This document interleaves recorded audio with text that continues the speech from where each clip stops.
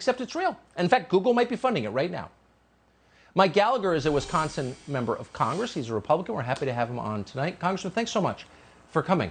So when can we explore? We're getting piecemeal the story about how these experiments took place, who funded them, and what they may have led to, this global catastrophe. When are we going to get the whole story, do you think?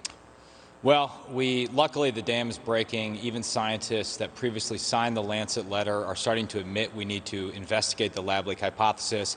But there's still a lot more we need to do. We need to immediately declassify all the relevant intelligence and release all of the grant information related to any U.S. taxpayer dollars that went to Wuhan, because what we're seeing now, Tucker, is a troubling pattern whereby the scientists, the social media companies, the useful idiots in the American media tried to stuff so many inconvenient facts down the memory hole that it finally got clogged. But even still, were it not for the work of a few reporters with integrity, a few members of Congress, a few commentators like yourself, right now the Democratic Party would be trying to nominate Fauci and Daszak for the Nobel Prize, because these companies like Google, which, by the way, has an AI center in China, they look at the control that the Chinese Communist Party has over censorship, over what people think, what they share, what they write.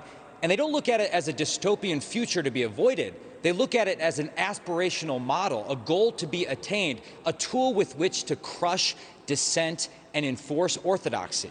And if that's the road we go down, well, then science no longer exists, because science is all about dissent, disagreement, questioning hypotheses, at times crazy ideas. Heliocentricity was a crazy idea when it was first talked about.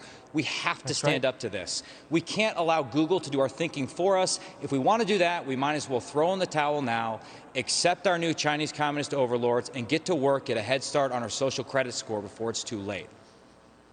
Man, I can hardly believe you're a sitting member of Congress. That was just so nicely put and deep, and I think completely true.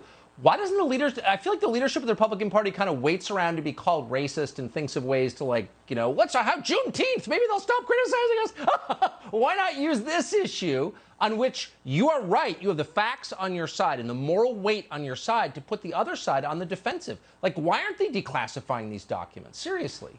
Well, as Congressman Jordan has pointed out, we have a special committee to investigate coronavirus, the response to it, and yet the committee under Democratic leadership in the House has refused to investigate the origin of the disease itself, which is absolutely absurd. We have to, just declassifying intelligence is a start to a much broader process of initiating selective financial and technological decoupling from China.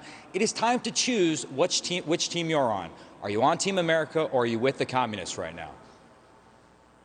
Boy, I just think that you're exactly right on that. Congressman Gallagher, I appreciate your coming on tonight. Thank you, from Wisconsin. So polls are about